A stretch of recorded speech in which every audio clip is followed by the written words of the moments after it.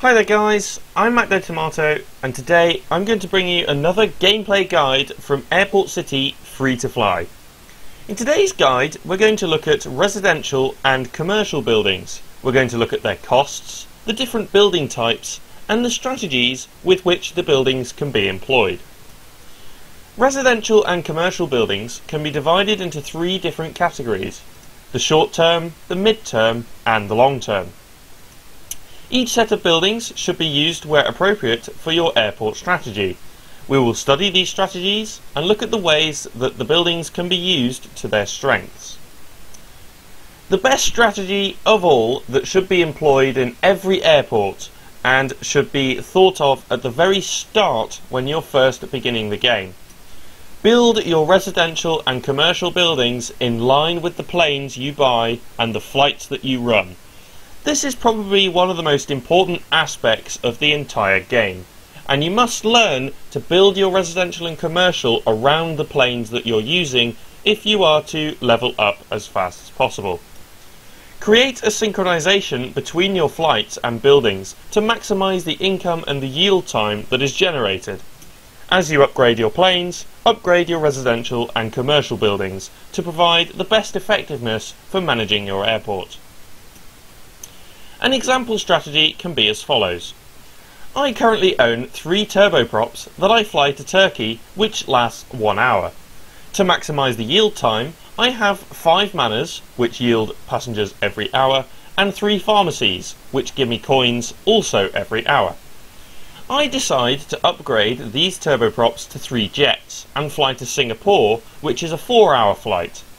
Thus, I should upgrade my residential and commercial buildings to similar yield times to match the flights.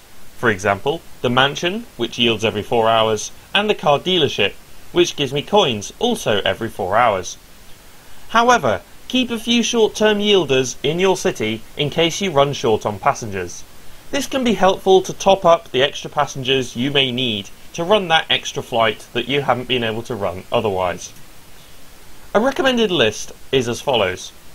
Short-term yielders should be built when using propeller, powerful propeller, turboprop flights and initial jet flights, as well as the Falcon for later in the game.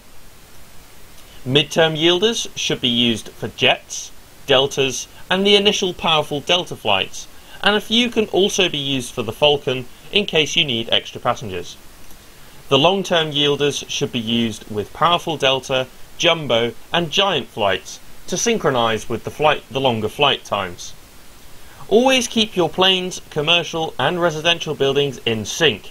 This, as mentioned before, is one of the most important strategies when building your airport. Ignoring strategies, these are possibly the best value for money buildings in terms of commercial. The Opera House yields 160 coins every 4 hours and costs 60,000 coins. Yes, the price is expensive, but 160 coins every 4 hours is not a bad yield when you consider some of the other shops that are available.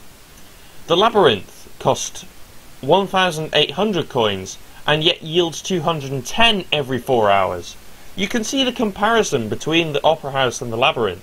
It costs much less and yields more coins. The only issue is the Labyrinth takes up more space and more population room. This you will have to manage in your airport strategy. The Bowling costs 1,100 coins and yields 58 every hour. This is useful for those short-term flights at the start of the game as a cheap way to make decent money. You may want to keep your bowling for later in the game to add extra coins to your kitty. The Mega Mall costs 2,800 coins and yields 126 every 8 hours. This can be useful for your longer term strategy later in the game and as a cheap way of making some money over the long term.